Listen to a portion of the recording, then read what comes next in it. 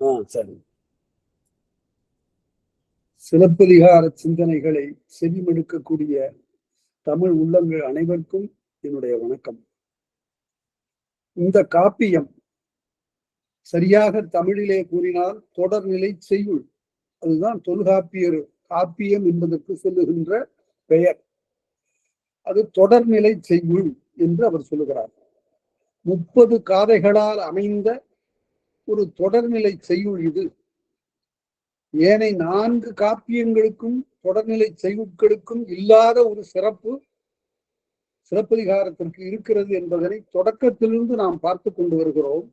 செல்ல செல்ல நீங்கள் பார்க்கலாம், உலக காப்பிய வரிசையில் எங்கும் இடம்பெறாத சில நுட்பமான செய்திகள் இந்த காப்பியத்தில் காணப்படுகின்றன. நான் ஒரு சார்பாக நின்று பேசவில்லை. தமிழிலே தோன்றியது, எனக்கு தாய்மொழி தமிழ் என்ற அந்த நோக்கிலெல்லாம் நான் பார்க்கவில்லை. மில்டனுடைய துறக்க நீக்கம், பாரடைஸ் லாஸ்ட், அதனையும் பார்க்கிறோம். அதே போல கிரேக்க இதிகாசங்கள் என்று சொல்லப்படுகின்ற 2 பெரும் காப்பியங்களையும் பார்க்கிறோம். எலியடு, ஒடிசி, கலவேலா பார்க்கிறோம். இன்னும் எத்தனையோ காப்பியங்களை பார்த்தாலும் கூட சிலப்பதிகாரம் அவற்றுக்கெல்லாம் மாறுபட்டு இருக்கிறது. இதில் தொடர்நிலை செய்யுளுக்கு உரிய இலக்கணங்கள் எல்லாம் நிரம்ப பெற்ற நிலையில் சில நிகழ்வுகள், சூப்பர் நேச்சுரல் எலிமெண்ட்ஸ், நிகழ்வு கூறுகள் சிலப்பதிகாரத்தில் இருக்கின்றன. அவற்றையெல்லாம் யாரும் மறுக்கல. புராணக்கூறுகள் இருக்கின்றன. ஆனால் அவற்றினுடைய அடித்தளம் வேறு என்பதனைத்தான் நாம் பார்க்க போகிறோம். எதற்காக சொல்லுகிறார் என்பதை, அந்த மாதிரியான ஒரு ஒப்புமை 18 புராணங்களிலும் கூட சில இடங்களில் இருப்பதை நான் பார்த்திருக்கிறேன்.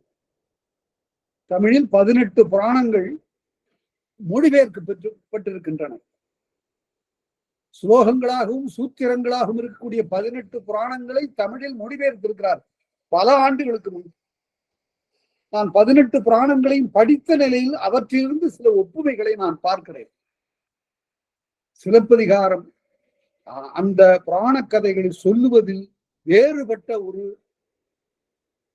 உட்கோளை, கருத்தை கொண்டிருக்கிறது. அதையெல்லாம் நான் அந்த இடத்துல நான் விளக்குவேன்.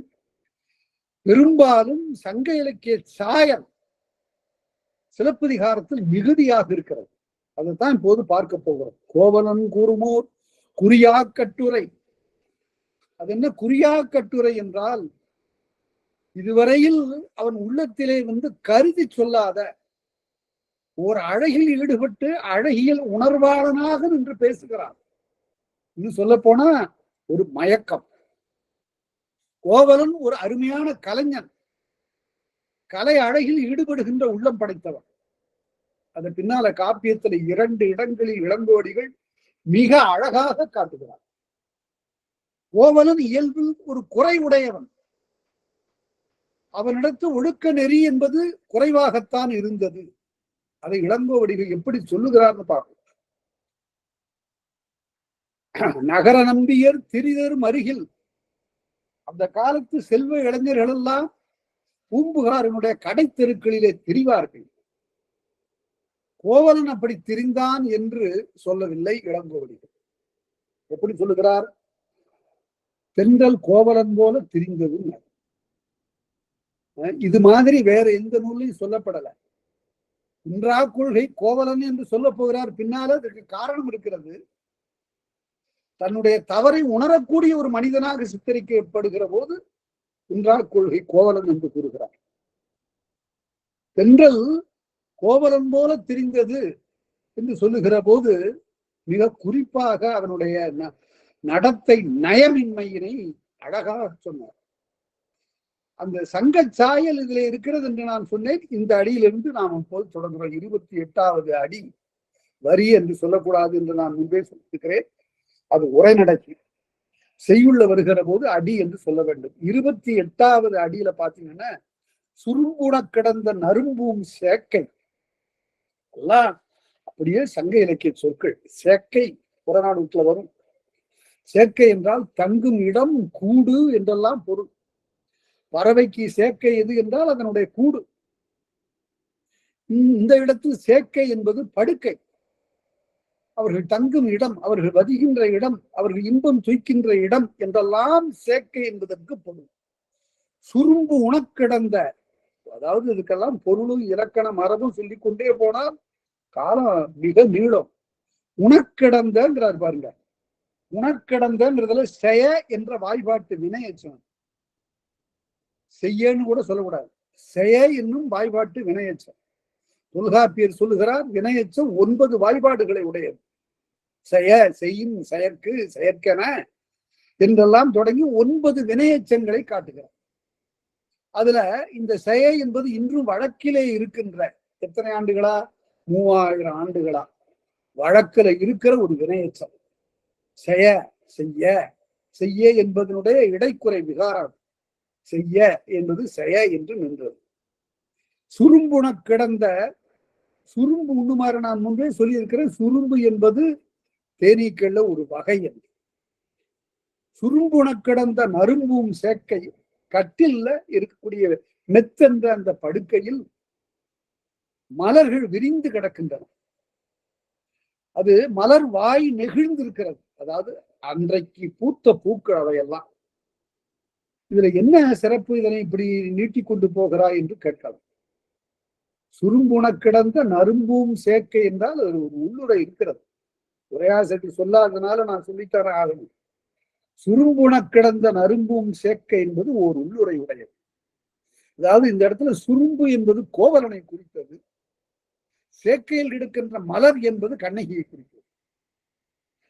நறும்பும் சேக்கை கரும்பும் வள்ளியும் பெருந்தோள் எழுதி, நான் முன்பே சொன்னேன், மன்மதன் என்பவன்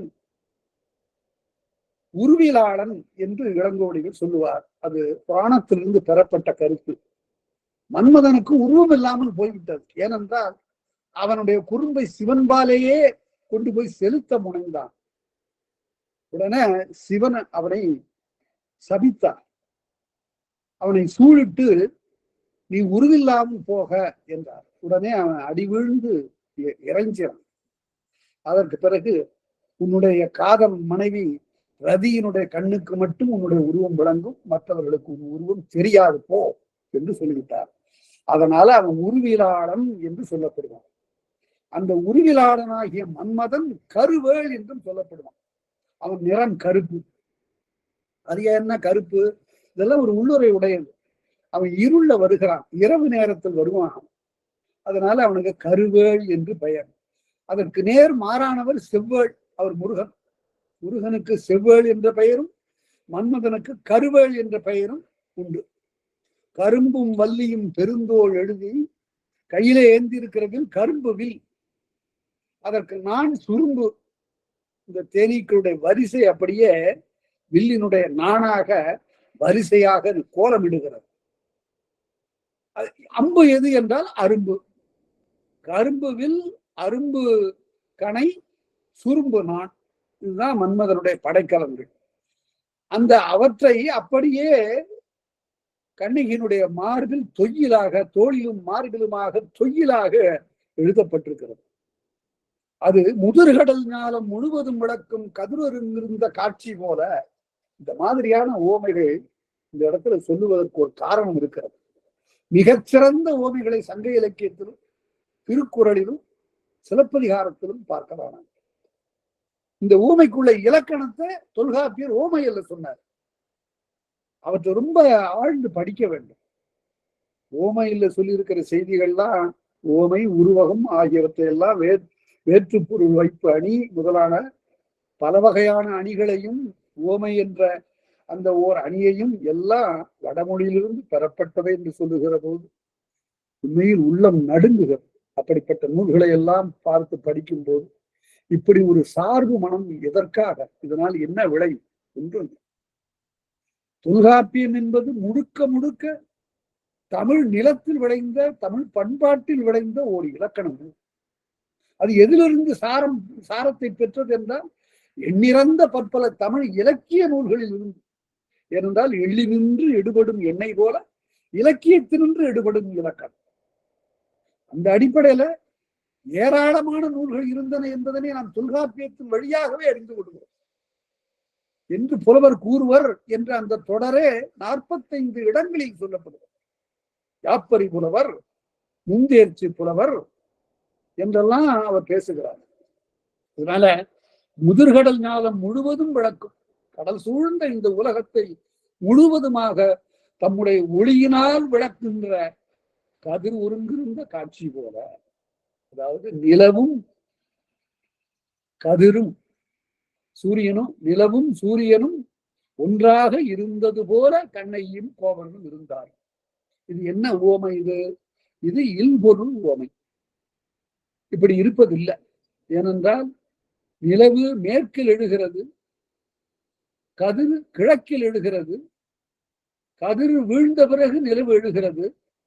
இதை நம்முடைய புரட்சி கவிஞர் என்ன சொன்னார் என்றால், காலையிலே எழுந்து வந்து செம்பருதி கடலில் மூழ்கி குளிரடைந்த ஒளி பிளம்போன்னா, சூரியன் போய் வெப்பம் தாங்க, அவனுக்கே வெப்பம் தாங்காம போய் கடல்ல போய் குதிச்சு குளிர்ச்சி அடைந்து அதற்கு பிறகு நிலவாக எழுந்தது. அருமையான ஒரு கற்பனை அந்த பாட்டு. அந்த பாட்டை நீங்க பாருங்க, உலகத்துல ஒரு சிறந்த கவிதைகள் என்று ஒரு வரிசைப்படுத்தினா அந்த பாட்டு அதுல வந்துடும். புரட்சி கவின்னு அந்த தலைப்பு போட்டார் அவரு. அதுல இருந்து அவருக்கே அந்த பெயரை சொன்னார்கள். அதுல நிலவான ஆடைக்குள் உடல் மறைத்து நிலாவென்று காட்டுகின்றாய் ஒளிமுகத்தை, கோலம் முழுதும் காட்டிவிட்டால் காதல் கொள்ளையிலே உலகம் சாமோ, வான சோலையிலே பூத்ததனி பூவோ, நீதான் சொக்க வெள்ளி பார்க்குடமோ, அமுத ஊற்றோ, காலையிலே வந்து செம்பருதி கடலில் மூழ்கி குளிரடைந்து ஒளி பிளம்போன்னா. என்ன அருமையான ஒரு பாருங்க. நீ இந்த பாட்டை பாடினதுக்காக நான் ரொம்ப அயர்ந்து போகல, விண்மிதம் அடையவில்லை. அதற்கு மாறாக அடுத்த பாட்டுல எல்லாம் அழகழகா சொன்னான். ஒரு அழகியல் பார்வை புரட்சி கவிஞரிடம் இருந்தது போல வேறு யாரிடமும் அந்த காலத்தில் இல்லை. எப்படி எல்லாம் சொக்க வெள்ளி பார்க்குடமோ அமுத ஊற்றோ அப்படின்னு எல்லாம் சொன்னவன் சொல்லுகிறான், உழைக்கின்ற இனம், தொழிலாளர் இனம் பகல் முழுவதும் உழைத்து உழைத்து அதற்கு பிறகு அந்தியிலே பானையிலே காடுகிற வெண் சோறு போல பொங்கி வருகின்ற வெண் சோறு போல பொங்கி வந்த நிலவேன்னா. அதனால அந்த அடித்தட்டு மக்களுக்காக அவர்களுடைய வாழ்க்கையை பற்றிய ஒரு கவலை கொண்டவனாக இருந்த ஒரு கவிஞனை பார்ப்பதனால் தான் அவன் பெரிய சமுதாய சீர்திருத்தவாதியாக மதிக்கப்பட்டான். அதனால அந்த நிலையில இரண்டு கதிரும் நிலவும் ஒருங்கிருந்த காட்சி போலன்னார். இது இல்பொருள் உவமை. இல்லை ஆனால் அழகாக இருக்கிறது. இது இவ்வாறு நிகழ்வது இல்லை ஆனால் அழகாக இருக்கிறது என்பதற்காக சொல்லப்பட்ட இல்பொருள் உவமை. வண்டு வாய் திறப்ப, வண்டிற்காக இந்த மலர்கள் எல்லாம் வாய் திறந்து கிடக்கின்றன. நெடுநிலா விரிந்த வெண்தோட்டு மல்லிகை. நெடுநிலா என்றால் இந்த இடத்துல நிலவு எழுந்தாற் போல இந்த மல்லிகையானது முகம் காட்டுகிறது. நிலவு போல முகம் காட்டுகிறது மல்லிகை. வெண்தோட்டு மல்லிகை விரியன் மாலையோடு விரிந்து கிடக்கக்கூடிய இவர்கள் அணிந்திருக்கக்கூடிய தாரும் மாலையும் என்று சொன்னார்கள். மாலை இங்கு கண்ணகி அணிந்திருப்பது.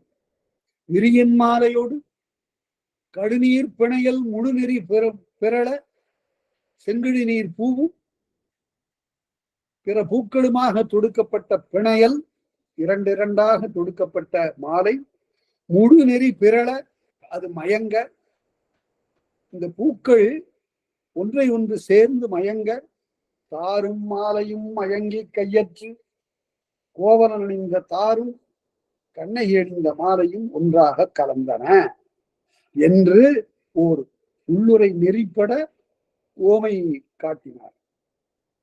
அடுத்து அந்த நிலையில தாரும் மாலையும் மயங்கி கையற்று, கையற்று என்றால் செயலறியாது, அதாவது என்ன சொல்லுவது என்று அறியாத நிலையில் கோவலன் தீரா காதலின் திருமுகம் நோக்கி, இந்த திருமுகம் என்று சொல்லுகிறார் பாருங்க. இந்த திருங்கிற சொல்லுக்கு எல்லாரும் எல்லா இடத்துலயும் இந்த திரு கையாளுகிறார்கள். எல்லா மனிதர்களுக்கும் எழுதுகிற போது திரு கண்ணன், திரு கோபாலன், திரு ராமன் என்றெல்லாம் எழுதக்கூடிய ஒரு நிலை, ஒரு மதிப்பு தான். ஆனா அந்த திருங்கிற சொல்லுக்கு என்ன பொருள், அதை முதல்ல விளக்கமாக சொன்னது ஆள் யாரு என்று பார்க்கணும். திருக்கோவையார் என்று ஒரு நூல் மாணிக்கவாசக அடிகள் எழுதிய நூல், மிகச்சிறந்த ஒரு நூல். அதாவது பத்தி சுவை மட்டுமல்ல, இறையன்பு சுவை மட்டுமல்ல, மிகச்சிறந்த இலக்கிய சுவையும் கற்பனை நலமும் காட்டக்கூடிய ஒரு கோவை நூல் அது, திருக்கோவையார். அதை பற்றி நான் பின்னால விரிவாக சொல்லுவேன். அந்த திருக்கோவையார் என்பதற்கு திரு என்ற அடைமொழி கொடுத்திருப்பதனை பார்த்துவிட்டு 14ஆம் நூற்றாண்டிலே வந்த பேராசிரியர் என்ற ஒரு உரையாசிரியர், அவர் பேர் தெரியல நமக்கு, அவருக்கு பேரே பேராசிரியர் தான், அப்படித்தான் வழங்குகிறது. அவருடைய பேரறிவை பார்த்தால் அவருக்கு அந்த பேரே தகும். இப்ப இருக்கிற பதவி இருக்கிற அந்த பேராசிரியர் அதெல்லாம் வேற, அவர் பெற்றிருக்கிற பேர் வேற. அந்த பேராசிரியர் என்ன சொல்லுகிறார் என்றால், திரு என்பது கண்டாரால் விரும்பப்படும் தன்மை நோக்கமாகிய அழகு அப்படின்னாரு. திருக்கோவையார் உரையில அதை எழுதுறாரு. கண்டாரால் விரும்பப்படும் தன்மை நோக்கமாகிய அழகு, பார்த்த உடனே ஒரு மதிப்பும் விருப்பும் தோன்றக்கூடிய ஒரு அழகு, அதுக்கு பேர் தான் திரு.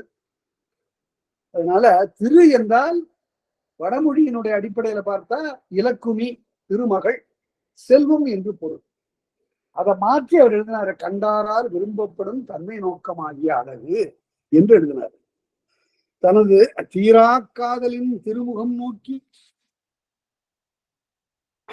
பின்னால வரும் அந்த இடத்துல திருங்கிற சொல்ல பற்றி மேலும் சொல்லுவேன். தீராக்காதலின், அதாவது அளந்து கடையறியாத, அளந்து சொல்ல முடியாத காதலின் மிகுதியினால கண்ணகியை பார்த்து அவருடைய முகத்தை நோக்கி, கோவலன் கூறுமோ குறியா கட்டுரை, கோவலன் தன்னுடைய உள்ளத்திலெல்லாம் மிக ஆழ்ந்து கருதாத அழகின் வயப்பட்ட ஒரு மயக்கத்திற்கு உள்ளான நிலையில் சொல்லுகின்ற கட்டுரை. அது என்ன இந்த கட்டுரை அப்படின்னா, எல்லாரும் எழுதுகிறார்கள், அகராதியிலையும் கூட கட்டி உரைக்கப்படுவது, அப்படி அல்ல பொருள். இதுக்கு பொருள் கட்டுரை என்பதற்கு அரிச்சந்திர புராணத்துல சொல்லுகிறான். அரிச்சந்திரன் வாய் வழியாக தமிழ் புலவன் பேசுகிறான். என்ன சொல்லுகிறான் என்றால், பதி இழந்தனம் பாலனை இழந்தனம், என்னுடைய ஆளுகின்ற நாட்டை நான் இழந்தேன், என்னுடைய மகனை நான் விற்றேன், மனைவியை கொண்டு போய் அடகு வைத்தேன், எல்லாம் போச்சு, நாடு போயிற்று, குடும்பம் போயிற்று, எல்லா சிறப்பும் போய் இடுகாட்டிலே வந்து ஒரு பிணம் எரிப்பவனாக வந்து நிற்கிறேன். இந்த நிலையிலும் கூட என்னை வந்து ஒரே ஒரு பொய் சொல் என்று அந்த முனிவன் கேட்கிறான். விஸ்வாமித்திர முடியாது என்கிறான். அந்த கதை, அந்த செய்தி நம்முடைய குறிஞ்சிப்பாட்டுல வேறு வகையாக கையாளப்படுகிறது. அதை பின்னால பார்க்கலாம். அவ்வாறு கதியிட அப்ப சொல்லுகிறான், பதி இழந்தனம் பாலனை இழந்தனம், எல்லாம் போச்சு, கதி இழக்கினும் இன்னும் என்ன இருக்கிறதெல்லாம் இழந்தாலும் கூட யான் ஒரு கட்டுரை இழக்கிறேன். கட்டுரை என்றால் உண்மை உரை என்று பொருள். கட்டுரை என்றால் உண்மை, யான் கூறுகின்ற உண்மை, சத்தியம், அதை நான் இழக்க மாட்டேன். நம்முடைய காலத்திலையும் அப்படி ஒரு மனிதன் வாழ்ந்தான். எதை இருந்தாலும் சரி, சத்தியம் பெறலேன் என்று வாழ்ந்தார். அதுக்கு நிறைய சோதனைகள் வந்து, அதனால சத்திய சோதனை ஆயிற்று அவர் எழுதிய நூல். அதுபோல தனது அறிவு முதலியவற்றை குறியாத ஒரு கட்டுரையை நலம்பாராட்டல் என்ற வகையில் அவன் சொல்லத் தொடங்கினான். இந்த பகுதி பாருங்க, இது ஈடற்ற ஒரு பெரும் புலமையின் விளைச்சல். இந்த பகுதி எப்படி பாராட்டுறான், ஒரு பெண்ணினுடைய அழகை இதற்கு மேல யாரும் பாராட்ட முடியாது. குழவி திங்கள் இமயவர் ஏத்த, பிள்ளை நிலான்னு எழுதுவாரு மகாத்மா. இங்க அதே போல இங்க குழவி திங்கள்னாரு, திங்கட்குழவி என்றும் சொல்லலாம். திங்கள குழவியின் வடிவம், இருபெயருட்டு பண்பு தொகை அப்படி வந்தா திங்கட்குழவி அல்லது பிறை சந்திரன் தான். பிறை தமிழ் சொல் தான், சந்திரன் வட சொல். குழவி திங்கள் இமயவர் ஏத்த அழகொடு முடித்த அருமை தாயினும் சிவபெருமான் தன்னுடைய சடாமுடியில் பிறையை சூடியிருக்கிறான். ஏன் சூடினான் என்ற ஒரு வினா இருக்கிறது. அதற்கு உரையாசிரியர்கள் உரை எழுதுகிறார், நாட்டாரையாவும் எழுதுகிறார். குழவித்திங்கு இமையவர் ஏத்த வானவர்களெல்லாம் போற்றி வணங்குகின்ற சிவபெருமான் தன்னுடைய சடாமுடியில் மிக அரியதாக முடித்தான் குழவித்திங்களை. அதனால் அவன் சூடினான். பிறை சூடி என்றவன் பெயர் பெற்றான். அதனால திங்கள் முடி சூடுமலை தென்றல் விளையாடுமலை என்று குமரகுருவர் பாடினார். அதுபோல மாமலை பிறை சூடி இருக்கிறதுன்னு அவர் பாடினார். அந்த மாமலை சிவபெருமானாக இருப்பதாக அவர் கருதினார். இங்க குழவித்திங்கு இமையவர் ஏத்த அழகோடு முடித்த அருமைத்தாயினும் அவர் தலையில வச்சிருக்கிறாரு சிவபெருமான். இருந்தாலும் உறுதினோடு உடன்பிறப்பு உண்மையின் அந்த பிறை நிலா இருக்கிற அது உன் கூட பிறந்த உன்னுடைய தமக்கை. யாரோட பிறந்தது? கண்ணகியோட பிறந்தது. என்னங்க இது புரியலையே? கண்ணகியோடு நிலா பிறந்ததா அப்படின்னா அதற்கு ஒரு புராண வரலாறு இருக்கிறது. பார்க்கடலை கடைந்தார் தேவர்கள் எல்லாம் சும்மா இருக்க மாட்டாம பார்க்கடலை போய் கடைந்தார்கள். எதற்காகனா அதன் கீழே அமிழ்தம் இருக்கிறது, அதனை மேலே கொண்டு வந்தால் உண்டால் நீண்ட நெடுங்காலம் அதே நிலையில் வாழலாம் என்று தேவர்கள் எல்லாம் முனைந்தார். அசுரர்களையும் சேர்த்து கொண்டார்.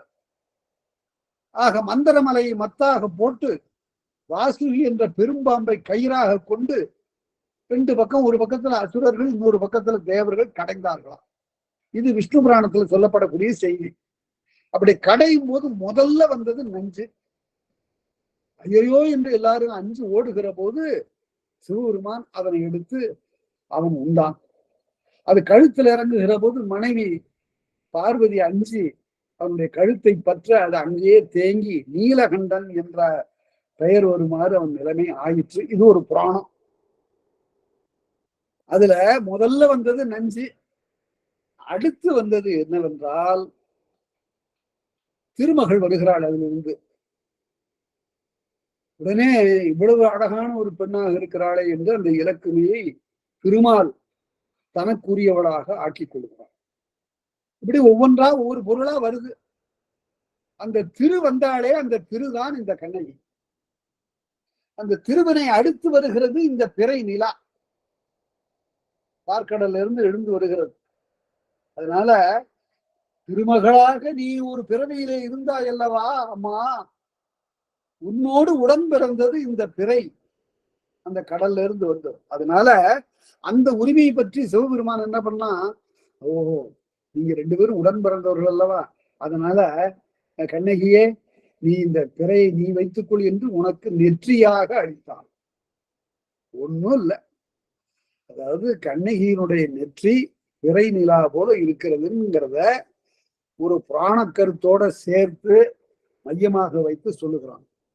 உறுதினோடு உடன்பிறப்பு உண்மையின் பெரியோன் தருக திருநுதராகிற பெரியோன்னு சிவபெருமான சொல்றார் பாருங்க.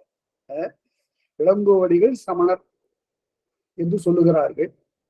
அவர் எல்லா சமயத்தையும் சமமாகவே போற்றி இருக்கிறார். இந்த சமயத்தையும் கீழே இறக்கி பேசவே இல்லை. மணிமேகலையில அப்படி பார்க்க முடியாது.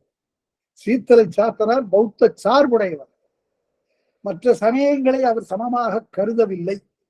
ஆனால் எல்லா சமய கோட்பாடுகளையும் அவர் அறிந்தவராக இருந்திருக்கிறார் என்பதற்கு 28, 29, 30வது காதைகள் எடுத்துக்காட்டு.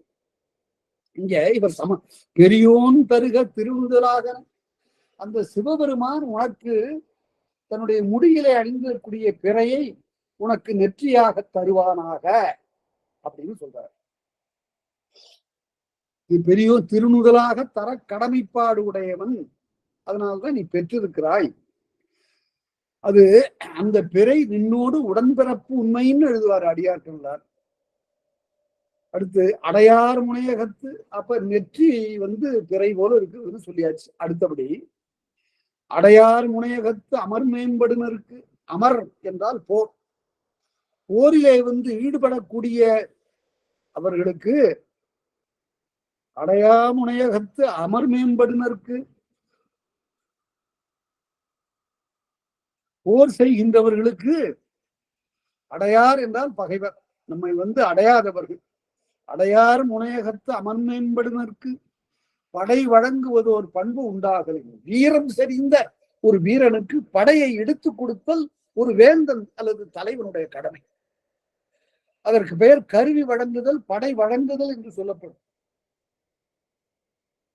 இந்த பாட்டு தான் ஔவையார் பாடுகிறார். அந்த பாட்டிற்கு வேறு வகையாக புறநானூற்றில் எழுதிட்டார், வஞ்ச புகழ்ச்சி. அதாவது இவ்வே பீலி அணிந்து கண்டிரனோன் மாலை சூட்டி நெய்யணிந்து இருக்கக்கூடிய அருமையான படைக்கலன்களை பெற்றிருக்கிறாய் தொண்டைமான் இளந்திரையனே. ஆனால் என்னுடைய தலைவன் அதிகமானுடைய படைக்கலன்கள் எல்லாம் குத்தி கோடு நுதி சிதைந்து மங்கி ஒளி இழந்து கொல்லனுடைய உரைக்களத்தில் கிடக்கின்றன என்று இவனை பாராட்டுகிறான். அதற்கு வஞ்ச புகழ்ச்சின்னு எழுதினாங்க. அதாவது நீ போருக்கே போறதில்ல, என் தலைவன் போருக்கு செல்லுகின்ற பெரு வீரன், நீ இப்படி எல்லாவற்றையும் அருமையா ஒரு கொலு வச்சிருக்கிற அப்படின்னு சொல்லுவது போல வஞ்ச புகழ்ச்சி. நாங்க அப்படி அல்ல. அந்த பாட்டு வரலாற்று நெறியில் பார்க்க வேண்டும். புறநானூற்று வருகின்ற பிற பாடல்கள் வருகின்ற செய்திகளை பார்த்து நுனித்து அறிந்து சொல்ல வேண்டும். இது கருவி உதவி வேண்டி வந்த பாட்டு. அதியமானுடைய படைக்கலங்கள் எல்லாம் பாழாகி கிடக்கின்றன. ஆகவே தொண்டைமானே, இன்னிடத்திற்குரிய படைக்கலன்களை என்னுடைய மன்னனுக்கு கொடுத்து உதவுக என்று கேட்க வந்த ஒரு தூதுதான் அவையினுடைய தூது. எப்படி சொல்லுகிறா என்று கேட்டால் அதற்கு திணையும் துறையும் என்ன போட்டிருக்குன்னு பார்க்கணும். ஆடான் திணை வாழ்மங்கலம். அதனால அப்படி வர்றதுனால என்ன பொருள் என்றால் கருவி உதவி வேண்டி வந்த இந்த பாட்டு. அப்படி சொல்லுவதுதான் முறை. அதுதான் சரியான ஆராய்ச்சி ஆகும். அப்படி கருவி உதவி செய்வது என்பது ஒரு பெரும் தலைவனுடைய இயல்பு.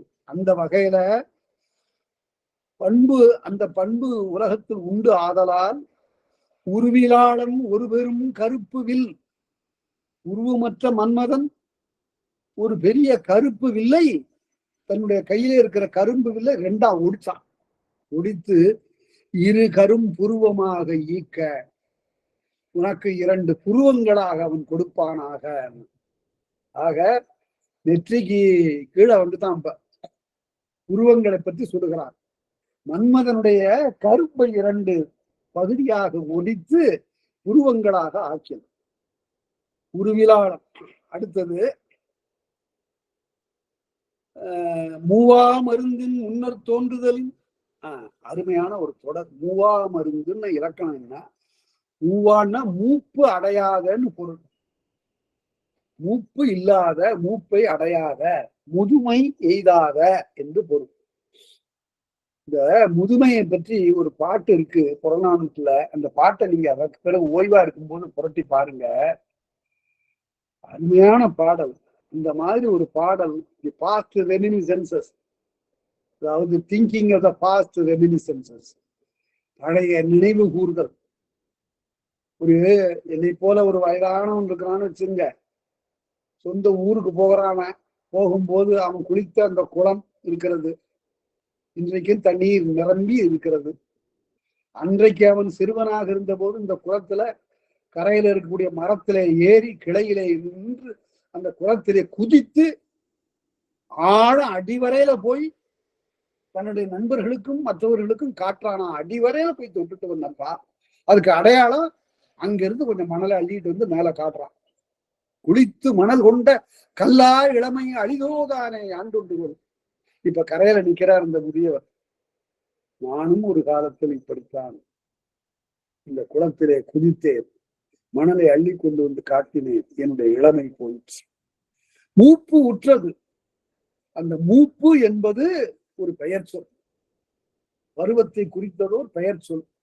இங்கு மூவா என்றால் எதிர்மறை, இது எதிர்மறை பெயர் சொல். மூவா மருந்து என்றால் எதிர்மறை பெயர் சொல். மூப்பை தராத ஒரு மருந்து எது என்றால் அமிழ்தம். அமிழ்தம்னு சொல்லணும். அமுதம் என்பது அதனுடைய மறு, பிழை இல்லை, அதனுடைய மறு. அமிழ்தம் என்பதுதான் சரியான வடிவம். அதிலிருந்து பெறப்பட்ட மறு வடிவம் தான் அமுதம். தொல்காப்பியத்துல சில மறு வடிவங்களை ஏற்றுக்கொள்வார், சில மறு வடிவங்களை இவை இலக்கணத்திற்குரியன அல்ல என்று தள்ளிவிடுவார். அது மிகப்பெரிய ஒரு சிறந்த ஆராய்ச்சியின் அடிப்படையில் வந்த இலக்கணம். அது மாதிரியான நுட்பமான செய்திகளை பிற இலக்கண நூல்ல தமிழ்ல கூட பார்க்க முடியாது. ரொம்ப நடுவு நிலைமை என்று பார்க்கணும். அந்த ஒரு மனிதன் தான் செய்யுள் வழக்கையும் உலக வழக்கையும் இரண்டையும் ஒரு சேர ஆராய்ந்து இலக்கணம் கூறிடும். அதனால்தான் பாயிரத்திலேயே வழக்கும் செய்யோடும் ஆயிரம் முதலின்னு எழுதினார் பணம் பாருங்க. இரண்டையும் ஆராய்ந்தவர். முவா மருந்தின் முன்னர் தோன்றுதலின் அமிர்தத்துக்கு முன்னாக தோன்றியது ஆதலால் தேவர் கோமான் தெய்வக்காவர் படை நனக்கு அளிக்க. அந்த பார்க்கடலிலே பிறந்து வந்தது இன்னொரு ஆயுதம். ஆயுதம்னு சொல்லக்கூடாது, கருவி, படைக்கருவி. அது என்ன படைக்கருவி? வஜ்ராயுதம் என்று அதற்கு பெயர். அது இந்திரன் வைத்திருந்தான். அந்த வஜ்ராயுதம் எப்படி இருக்குன்னு கேட்டா, அது இருதலை சூலம் என்று சொன்னான். ரெண்டு பக்கத்திலையும் ரெண்டு முனையிலையும் சூலம் போல இருக்கும். நடுவுல இருக்கிறது கைப்பிடி. அந்த கைப்பிடி இருக்குத, அது எதாலையும் தகர்க்க முடியாது. எஃகு இரும்பெல்லாம் கூட அது இன்னும் முன்னால நிற்க முடியாது. அதான் அதுக்கு மேல் வஜ்ராயுதம் என்று பெயர் வடமொழியில.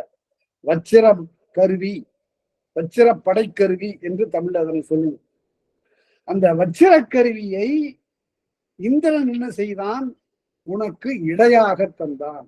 ஆக பிறை போல நெற்றி, கரும்பு போல புருவும், வஜ்ராயுதம் போல ஒடியா இடை, சிறிதும் அசையாத ஒடியாத இடை, நினக்கு இடையென.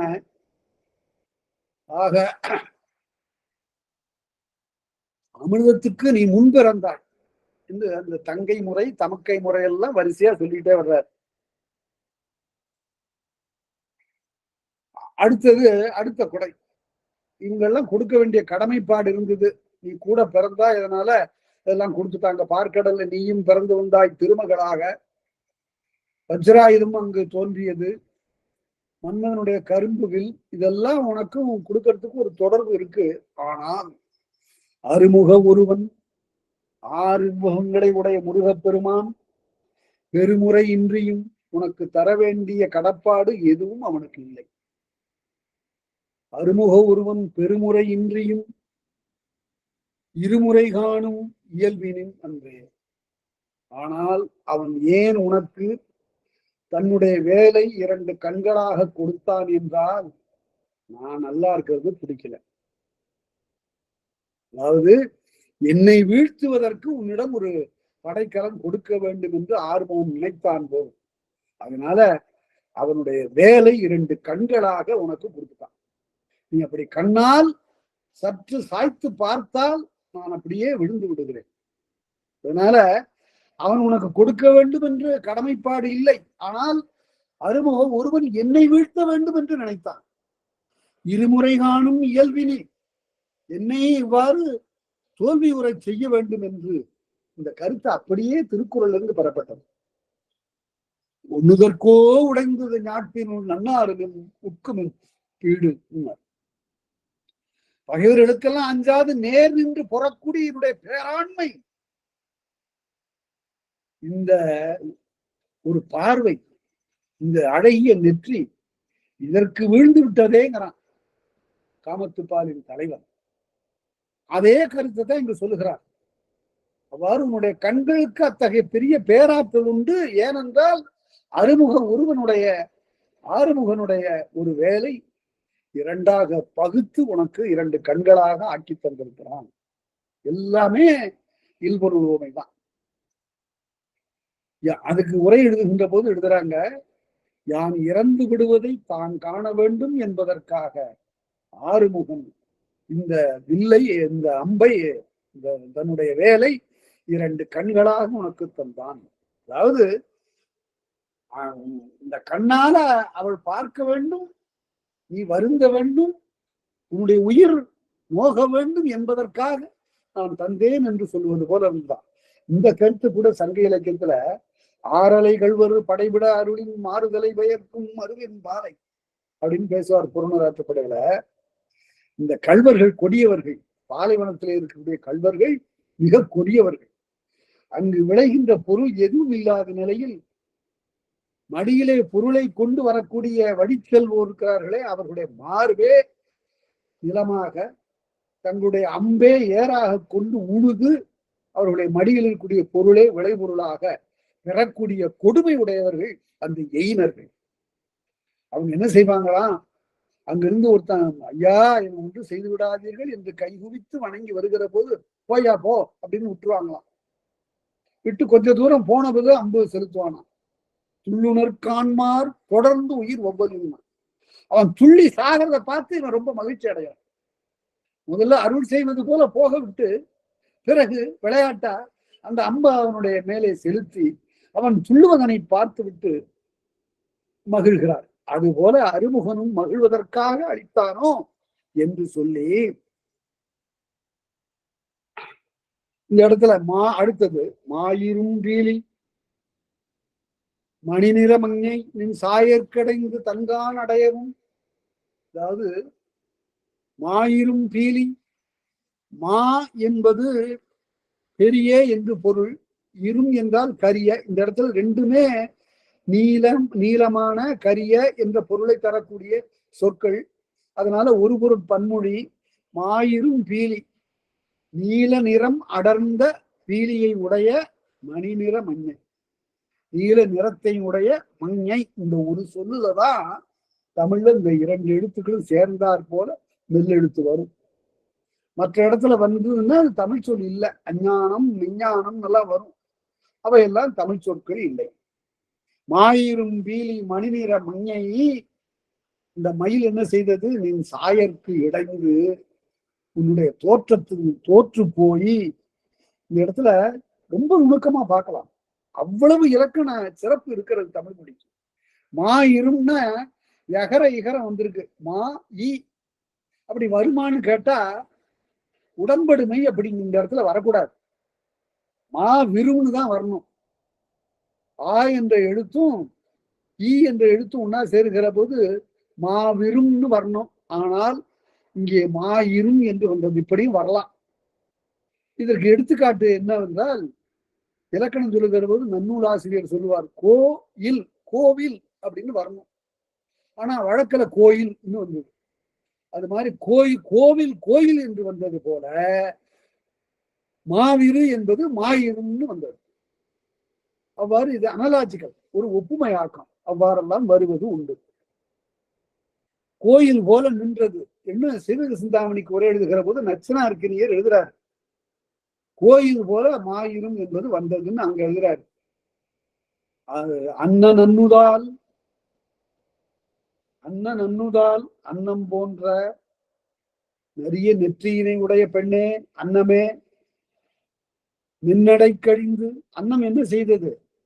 அன்னம் நன்னுதால் மின்னடை கழிந்து நிறைய நெற்றியினை உடையவளை, மனம் வீசக்கூடிய நெற்றியுடைய கண்ணகியே, உன்னுடைய மென்மையான நடை கழிந்து அன்னப்பறவை நன்னீர் பண்ணையின் அடிமலர் செறியவும். ஆக மயில் தோற்று போய் நான் என்னன்னா இங்க இருக்கக்கூடாது என்று காட்டுக்கு போய்விட்டது. அன்னம் நான் இங்க இருந்து உன்னை போல நடக்க முடியவில்லை என்று நாணி அது என்ன செய்தது? பண்ணைக்கு போய்விட்டது. பண்ணை என்பது பண்ணப்பட்ட பெருநிலம். பண்ணுதல் என்றால் சீர் செய்தல், தோட்டம், வயல், அந்த இடத்திற்கு போய்விட்டது. நன்னீர் பண்ணை நளிமலர் செறியவும். நளி என்றால் குளிர்ச்சி என்று பொருள். நளியிரும் கடல் என்றால் குளிர்ந்த கடல் என்று பொருள். நளியிரு முன்னீர் நாவாயோட்டி வழிதொழிலாண்ட உறவோன் மருக என்று புறநானூற்றுல நெட்டிமையார் பேசுவார். அது சரி, மயிலாட்சி அன்னமாட்சி. அடுத்தபடி ஒரு புதுமை சொல்றாரு பாருங்க. அழியதாமே சிறு பசுங்க கிளியே. ஐயோ, அந்த கிளி இருக்க அது ரொம்ப இறங்கத்தக்கது, அது ரொம்ப பரிதாபத்திற்குரியது. ஏன்னு கேட்டா, அழியதாமே சிறு பசுங்க கிளியே. இந்த அடியை பாருங்க, இந்த அடியை எல்லாரிடம் சொல்லுங்க. இங்க கல்வி கற்பிக்கக்கூடிய இடத்திலெல்லாம் பிள்ளைகளுக்கும் பெரியோர்களுக்கும் இந்த இரண்டு அடிகளை கொடுத்து இதை திரும்ப திரும்ப சொல்லுங்கள். குழலும் யாழும் அமிழ்தும் குழைத்தனும் மடலை கிளவிக்கு ஒவ்வாதாகி. இந்த ரகரம் வளைனா ஒலி எப்படியெல்லாம் இங்கு பயில்கிறதுன்னு பாருங்க.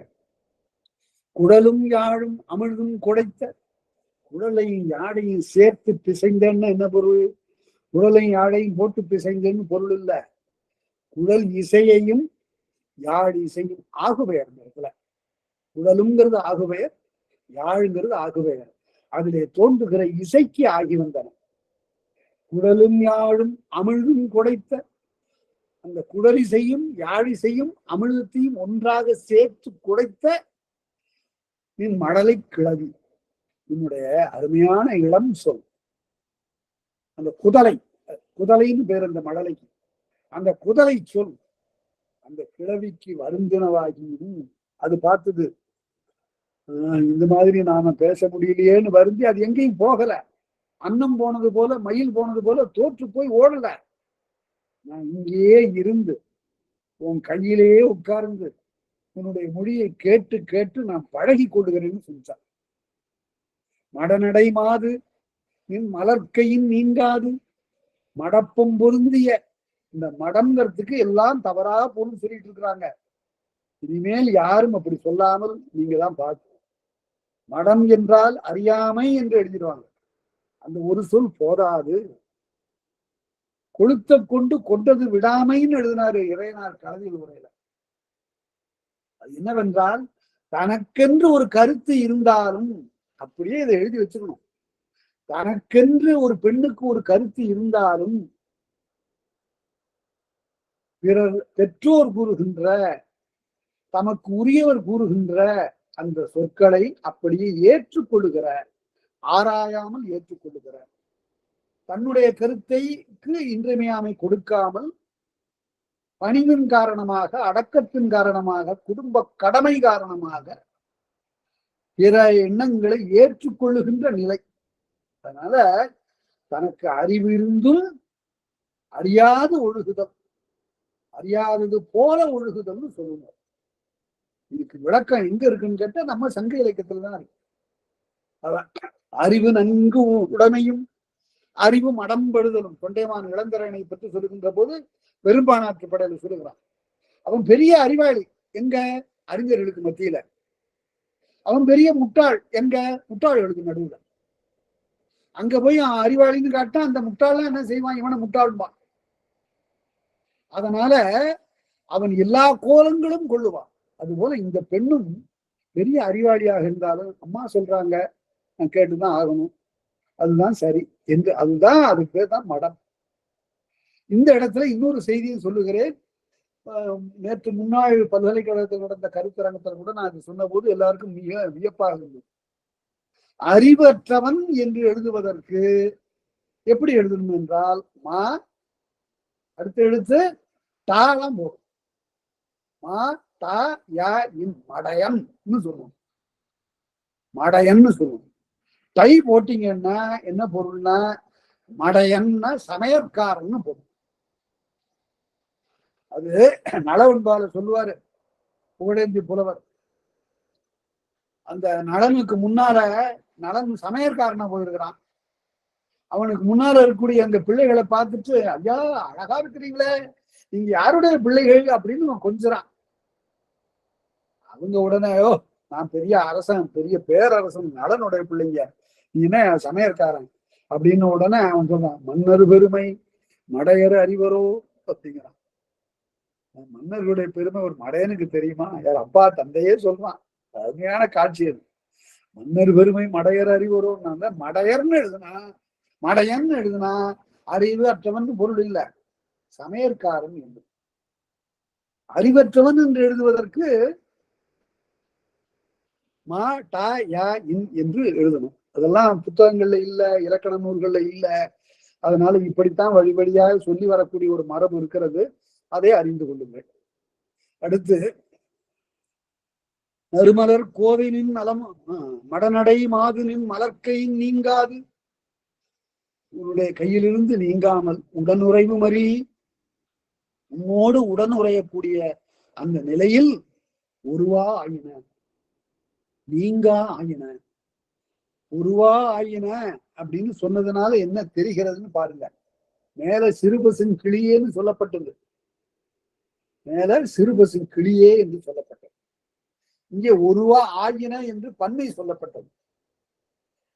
ஆகவே மேலே கிளி என்று சொன்னது ஒரு ஒருமையை குறிக்கவில்லை, பன்மையை குறித்தது. கிளிகள் கானகம் சென்று அடையாமல் உன் கையிலேயே உன் உடனேயே இருப்பன ஆயின என்று பொருள்.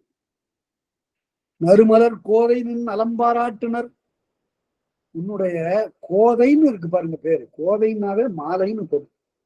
பெரியாழ்வார் வழக்கம் போல மலர்களை எல்லாம் பறித்து மாலை தொடுப்பதற்காக தோட்டத்திற்கு போகின்றவர், நந்தவனம் செல்லக்கூடியவர். அங்கு துளசி செடிக்கும் கீழே ஒரு குழந்தை கிடப்பதனை பார்த்து எடுத்துக்கொண்டு வருகிறார். அவர் என்ன தப்பு செய்தார்? எடுத்துக்கொண்டு வந்த அந்த பெண்ணுக்கு பேர் வச்சார், கோதைன்னார். கோதைன்னா மாலைன்னு பொருள். அப்புறம் அந்த பெண் மாலையை தானே கேட்கும். மாலையை கொண்டு வந்து கொடுத்தா அது தானே போட்டு பார்க்கும், ஏன்னா அதுல விருப்பம். அதற்கு சூடி கொடுத்த சுடற்குடி ஆகிறார். அருமையான ஒரு இலக்கியம் அந்த பகுதி. ஆண்டாளுடைய திருப்பாவை பிற்காலத்துல தோன்றிய மிகச்சிறந்த இலக்கியங்கள்ல 30 பாடல்கள், ஒப்பற்ற பாடல்கள். அதுல என்ன என்னுடைய உள்ளத்தை உருக்கக்கூடிய ஒரு இடம் எது என்று கேட்டால், தான் பாடிய அந்த 30 பாடல்கள் என்ன வகை பாடல்கள் என்று கடைசி பாட்டுல அந்த அம்மா சொன்னாங்க, சங்கத் தமிழ் மாலை. எவ்வளவு ஈடுபாடு அந்த சங்கத்தமிழ்ல இருந்திருக்கணும் அந்த அம்மாவுக்கு. அத உள்ளார அந்த சங்கத்தமிழின் சாயலை அந்த 30 பாடல்களையும் பார்க்கலாம். நான் திருப்பாவைக்கு நான் ஒரு உரை எழுதியிருக்கிறேன், ஒரு புதிய உரை எழுதியிருக்கிறேன். மதுரை மீனாட்சி அம்மை மீனாட்சி பதிப்பகத்தினுடைய வெளியீடு. அதுல பல செய்திகளை இது மாதிரி எல்லாம் எழுதியிருக்கிறேன். அதை வாய்ப்பு வரும்போது பார்க்கலாம். நறுமலர் கோதை நின் நலம் பாராட்டினர், உன்னுடைய சிறப்பை பாராட்டக்கூடியவர்கள். இந்த இடம்ல ஒரு சிக்கல் இருக்கிறது, உங்களிடம் நான் அதனை பகிர்ந்து கொள்கிறேன். மறுவின் மங்கள அணியே அன்றியும், மறு குற்றம், குற்றமில்லாத மங்கள அணியை அல்லாமலும். இந்த மங்கள அணி என்பதிலே 3 உரையாசிரியர், மூவரும் ஒரு கருத்தினராக இருக்கிறார். அது புனையா அழகுன்னு எழுதுனாங்க 3 பேருமே. உனக்கு ஒப்பனை செய்யப்படாத ஒரு அழகு, அது மங்களமான ஒரு தன்மை, அதே போதுமே. எதற்காக வேறு வேறு அணிகளை எல்லாம் கூட்டினார்கள் எழுதினாங்க. ஆனால் என்ன இடர்பாடு என்றால், அணி என்று சொன்னால் அதற்குரிய வினை அணிதல், அதற்குரிய தொழிற்பெயர் அணிதல். அது உடம்பின்கண்ணே அணியக்கூடிய ஒரு அணிக்குத்தான் உரியது இந்த வினை. அதனால மங்கள அணி என்பது இங்கு ஒரு சிலர் பின்னால வந்தவர்கள் மாங்கல்ய சூத்திரம்னு எழுதுனாங்க, தாலி. ஆனால் தாலி புனைதலை பற்றி இந்த இயல்ல எந்த செய்தியும் இல்லை. மாமுது பார்ப்பான் மறைவழி காட்டிட கோவலம் கண்ணகி தீவலம் வந்துன்னு இருக்கு. மங்கள அணி என்று சொல்லப்படுவது மங்களமான தோற்றம் என்று எழுதினார், இயற்கை அழகு என்று எழுதினார். ஆனால் அணி என்ற அந்த சொல்லு அது கொஞ்சம் இடர்படுகிறது. பின்னால் வந்தவர்கள் அது தாலி என்று எழுதினாங்க. இந்த தாலிங்கிற சொல்லு இருக்குது, அது தமிழ் சொல் தான். அது வட சொல் இல்லை, அது பிறமொழி சொல் இல்லை. ஐம்படை தாலி என்று புறநானூற்றுல வரும். திருமாலுக்குரிய 5 படைக்கலன்களை பொன்னாலே அழகாக செய்து இந்த சிறு குழந்தையை காப்பாற்றுவாயாக என்று குழந்தைகளுக்கு அணிவது ஐம்படை தாலி. தாலி களைந்தொன்றும் இளனே என்று புறநானூற்றுல சொல்லப்படும். இன்னும் 50 தாலியை கூட கடற்றவில்லை, அவ்வளவு சிறுவனாக இருக்கிறான், இவன் போருக்கு வந்து நிற்கிறானே என்று நெடுஞ்செழியனை பார்த்து பாடுகிறார் புலவர். அங்கே தாலி என்று சொல்லுகிறது. அந்த தாலி என்றால் கழுத்திலே கிடந்து அசைவது என்று பொருள். ஒரு காலத்துல தாள பனையில செய்யப்பட்டது, பனை ஓலையில எழுதி ஒரு பொன்னிலே குடல் செய்து செருகி அதிலே சூட்டுவது வழக்கமாக இருந்திருக்கிறது. அதனால இந்த ஒரு சிக்கல் இருக்கிறது. மங்கள அணி என்பதற்கு தாலி என்று பொருள் கொள்வதா, அல்லது 3 உரையாசிரியர் மூவரும் சொல்லுவது போல மங்களமான ஒப்பனை செய்யாத இயற்கை அழகு என்று கொள்ளுவதா என்று 2 வேறு கருத்துகள் இருக்கின்றன. அதை பின்னால நாம் பார்ப்போம், என்ன அங்க பின்னாலும் வரப்போகிறது. செய்யா கோலமடு வந்தீர்க்கு என் மகள் ஐயை காணி அடித்தொழிலாட்டி என்று கவுண்டியடிகள் பேச போகிறார். அங்கு தன்னுடைய முழு விளக்கத்தை கூறுவேன். மங்களணி மாங்கல்யம் என்பாரும் உளர் என்று எழுதினார் அடியார்கங்கார். மாங்கல்யம் என்றும் சொல்லுவது உண்டு என்று. நாட்டார் மங்கள அணி என்பதற்கு இயற்கை அழகு என்று எழுதினார். அப்படி இவ்வளவு அழகு படைத்த உனக்கு மங்கள அணி அல்லாமலும் பல்லிருங்கூந்தல் சின்மலரன்றியும் பலவாக கரிய அமைந்த பலவாக திரண்டு அமைந்த கரிய கூந்தலிலே சில மலர்கள் இட்டார். கூந்தலுக்கு பெரும் பாரமாக மலர்கள் வைப்பதில்லை. சில மலர் அன்றியும் எல்லவிழு மாலையோடு, எல் என்றால் இலக்கம் என்று எழுதினார் தொல்காப்பியர். ஒளி என்று பொருள். ஒளி விளங்குகின்ற மாலையோடு, பூமாலைகளோடு. எதற்காக? அவற்றையெல்லாம் எண்ணூற்றணர்கள், இதையெல்லாம் என்ன தொடர்பு அவர்களுக்கு? இந்த மாலைகளோடெல்லாம் தொடர்பு எதற்கு? என்ன? அவற்றை கொண்டு வந்து எதற்காக உனக்கு அளித்தார்கள்? உன்னுடைய இயற்கை அழகே உனக்கு போதுமே. உன்னுடைய தலையிலிட்டு சில மலர்கள் போதாவா? பெரிய மாலைகளை கொண்டு வந்து உனக்கு பாரமாக உன்னுடைய கழுத்தில் சூட்ட வேண்டுமா? இந்த மலர்களோடெல்லாம் அவர்களுக்கு என்ன உறவு? எண்ணூற்றணர்கள். நாணம் நல்லகில் நரும்புகை என்றையும், நாணம் என்றால் நெய்யுடையன்னு எழுதுறாங்க அடியார்க்கல்லாறு அரும்பத உரைகாரரும். நாற்றமுடைய என்று எழுதினார் நாட்டார் பெருமான். ஆனால் என்னவா? நெய்ப்புடையன்னு கருதினா பொருத்தமாக. கூந்தலுக்கு ஒரு நெய்ப்பு இருக்கிறது, அதிலே ஒரு நெய்யின் தன்மை இருக்கிறது. நாணம் என்றால் நெய்யுடைய, நெய் பூசிய என்று கருத்து. நாணம் நல்லகில், மணப்பொருளாகிய அகிலும் எல்லாம் போட்டு புகைச்சு நறும்புகை அன்றியும், அந்த புகையெல்லாம் உனக்கு உன்னுடைய கூந்தலுக்கு ஊட்டினார்களே. மான்மத சாந்தோடு வந்ததை என்கும். மான்மதம் என்பது கஸ்தூரி. கஸ்தூரி மான் என்பது மான்கள்ல ஒரு வகை, இமயமலை சாரல்ல இருக்கக்கூடியது. அந்த மானினுடைய கழிவே ஒரு மணப்பொருள், உணுகு பூனை மாதிரி. அதையெல்லாம் கொண்டு வந்து எதற்காக அணிய வேண்டும் உனக்கு? உன்னுடைய இயற்கை அழகு போதாதா? திருமுலை தடத்திடை தொழிலன்றியும், உன்னுடைய மார்பகத்துல தொழில் எழுதினார்கள், அது சரி. அது ஒன்றும் பெரும் பாரமாக உன்னை வருத்தாது. அதற்கு பிறகு ஒரு கால் முத்தமோடு உற்றதை என்பது. பெரிய முத்து மாலை எதற்காக அணிந்தார்கள்? இயற்கை அழகு போதுமே. இந்த திரு மார்பை பற்றி சொல்லுகிற போது திரு என்ற அடைமொழியை கொடுத்த பார்க்கணும். மிகச்சிறந்த இடத்துலதான் இந்த திருங்கிற அடைமொழி, பெயரடை உறுப்புகளை சார்ந்து வரும். திருக்கரம் என்று சொல்லுகிற போது கொடையால் விளங்குகிற கரம் என்று பொருள். திருத்தோள் என்று சொல்லுகிற போது வீரத்தால் பொலிகின்ற தோள் என்று பொருள். திருவடி என்று சொன்னால் ஞானத்தால் திகழ்கின்ற பாதம் என்று பொருள். திருச்செவி என்று சொன்னால் தீயன கேட்காத செவி என்று பொருள். திருவாய் என்று சொன்னால் நல்ல மொழிகளை சொல்லுகின்ற வாய் என்று பொருள். திருமார்பு என்று சொன்னால் தலைமுறைகளை எல்லாம் பேணுகிற மார்பு என்று பொருள். அதனால திருமார்பு என்று சொன்னால், இந்த இடத்துல திருமுலை என்று சொன்னால் எத்தனையோ தலைமுறைகளுக்கு இவள் உணவு வைத்திருக்கிறாள். அடுத்து வருகின்ற குழந்தையை பேண போகிறாள். அதன் வழியாக தலைமுறை வளரப்போகுது. இந்த கருத்து எங்கிருந்து பெறப்பட்டது என்றால், அதுவும் திருக்குறள்ல கல்வி அதிகாரத்திலிருந்து பெறப்பட்டதுதான் இந்த கருத்து. அங்கு சொல்ல கல்லாதவன் பொற்காமுறுதல் உலை இரண்டும் இல்லாதாள் பெண் காமுற்றற்றுன்னு என்ன பொருள் என்றால், அந்த மார்பு இருக்கக்கூடிய பெரிய சிறப்பு என்னவென்றால், அது அடுத்தடுத்த தலைமுறைகளுக்கு உரிய உணவை வைத்திருக்கிறது. உணவு ஊட்டுகின்ற அந்த பெரும் பேற்றை பெற்றிருக்கிறது. அப்படிங்கிறதுனால்தான் அத தடத்திடை தொழிலன்றையும் ஒருகால் முத்தமுடு உற்றதை எவன்கள். இந்த முத்து என்பது முத்தம்னு ஆச்சு.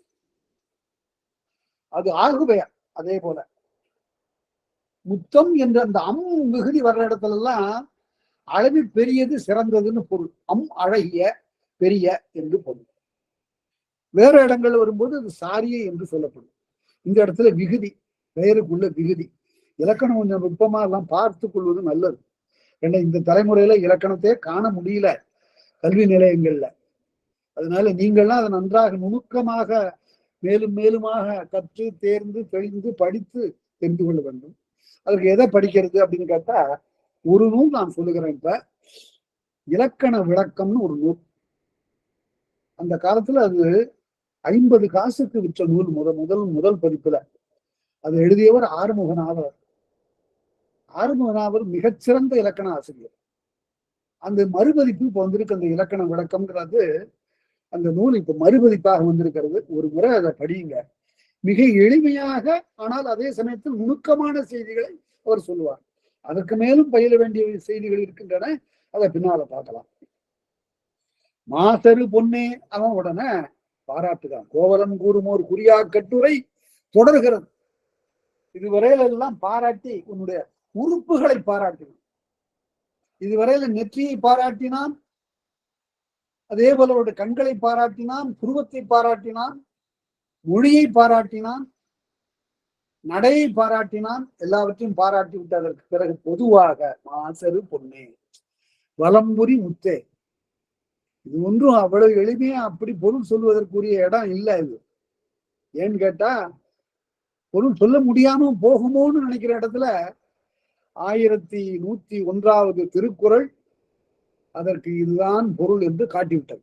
அதனால நமக்கு ரொம்ப எளிதா போயிடுச்சு. சங்க இலக்கியம், தொல்காப்பியம், சிலப்பதிகாரம், திருக்குறள் 4 வைர மணிகள், ஒன்றுக்கொன்று உறவுடையன. அந்த நிலையில வச்சு பார்க்கணும். மாசரு பொன்னே என்றால் மாசில்லாத பொன் என்று சொல்லுகிறார். இது பொன் எங்க கிடைக்கும்? தரையில கிடைக்கும். இது உரையில வராதுதான் நான் சொல்றேன். பொன் தரையில கிடைக்கும். மாசரு பொன்னே வலம்புரி முத்தே. முத்து எங்க கிடைக்கும்? கடல்ல கிடைக்கும். அது என்ன பொண்ணு முத்து ஏன் சொல்லணும்?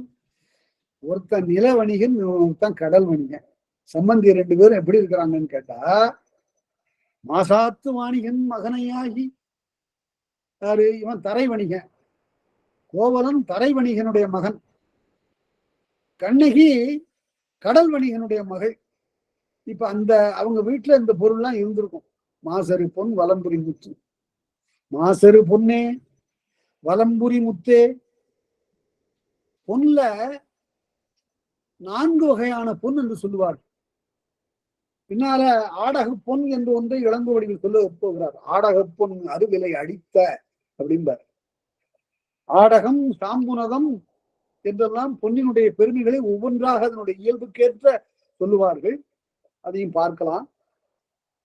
இந்த இடத்துல மாசரு பொன் என்பது கண்ணிற்கான உண்டாகின்ற பொலிவுன்னு எழுதினார்.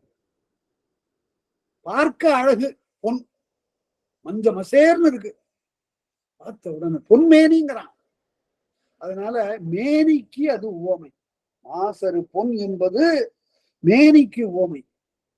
வலம்புரி முத்து என்பது முத்தை அணிந்து கொண்டால் உடம்பில் குளிர்ச்சி பரவும். அதனால ஊற்று இன்பம், உறுதல், அது மெய்க்கு தொடு உணர்வுக்கு. தொடு உணர்வு ஒன்று காட்சி, இன்னொன்று அடுத்தது தொடு உணர்வு.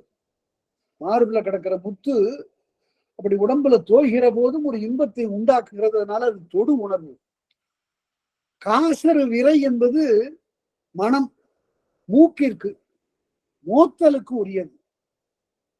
மோத்தல்னு சொல்லணும், முகரன்னு சொல்லக்கூடாது. முகர்ந்து பார்த்தாங்கிறது பிழை. மோந்து பார்த்தான்னு தான் சொல்லணும். மோப்பக்குழையும் அனிச்சம்பார் திருவள்ளுவர். காசரு விரை குற்றம் இல்லாத நல்ல மனப்பொருள். காசரு விரையே கரும்பே. கரும்பு நாவினுக்கு சுவை, தேன் காதிற்கு இனிய சொல்லை தருவது. அதனால ஐம்புலனும் சொன்னார். ஐம்புலனுக்கும் விருந்தாக அமைந்தவளே அப்படின்னு சொல்றதுக்கு பதிலாக மாசரு பொன்னே வலம்புரி முத்தே காசரு விரையே கரும்பே தேனே அப்படின்னு சொல்லி 5 பொருட்களை சொன்னார்ல. எங்கிருந்து பெறப்பட்டது? கண்டு கேட்டு உண்டு உயிர்த்து உற்று அறியும் ஐம்புலனும் உண்டொடி கண்ணே உள. 5 ஒரு பெண்ணிடம் இருக்கிறது என்று திருவள்ளுவர் சொன்னாரு. அதை அப்படியே இங்க மாசரு பொன் வலம்புரி முத்து என்று வருணித்து முடியும். இவ்வாறு அவன் புலவாக்கட்டுரை பல பாராட்டி, முடியாத கட்டுரை, கொஞ்சம் கூட குறையாத கட்டுரை பலவாக பாராட்டி, அரும்பெறற் பாவாய் ஆருயிர் மருந்தே உலவாக்கட்டுரை பல பாராட்டி. உலவாக்கட்டுரைன்னு ஒழியாத என்று எழுதினார் அரும்பத உரைகாரன். தொலையாத என்று நாட்டார் என்னார். அளவிட முடியாதுன்னு பொருள். எந்த அளவாலும் காண முடியாத, அறுதியிட்டு கூற முடியாத கட்டுரை பல பாராட்டி தயங்குனர் கோதை தன்னோடு தருக்கி கழுத்திலே அணிந்து கொண்டிருக்கூடிய மாலை விளங்க பயங்கினர் தார்வம் மகிழ்ந்து செல்லுடினால் விளங்குகின்ற அந்த மாலையினை உடையவன். இரண்டும் விளக்கம் என்று எழுதினார்கள் உரையாசிரியர்கள். ஒன்று அசைதல் எழுதியிருக்கணும். மாலைக்கு இயல்பு அது அசைதல். அசைகின்ற ஒளிமிக்க மாலைன்னு ரெண்டு சொல்லுக்கும் வேற வேற பொருள். தயங்குதல் வயங்குதல் இரண்டுக்கும் வேற வேற பொருள். தயங்குதல் என்பது அசைதல், வயங்குதல் என்பது ஒளி உடைத்தாதல். இந்த இரண்டு பண்புகளையும் உடைய மாலையை அவ்வாறு கலந்து நிற்க மகிழ்ந்து செல்வுடினால். இந்த தொடர் மிக மிக இந்த மகிழ்ந்து செல்வுடினால், மகிழ்ந்து காலம் செல்லுகின்ற போது சில நாள் அப்படி போச்சு. இவ்வளவு பாராட்டும் சொன்னான். அதற்கு பிறகு வாழ்க்கை நிகழ்கிறது. சில நாட்கள் சென்றன. அந்த சில நாட்கள் இவ்வாறு மகிழ்ச்சியாக சென்றன என்று பொருள்.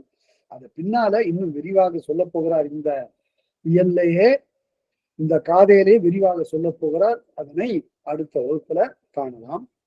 இதுகாரும் கேட்ட உங்கள் அனைவருக்கும் என்னுடைய அன்பும் வணக்கமும் நன்றியும்.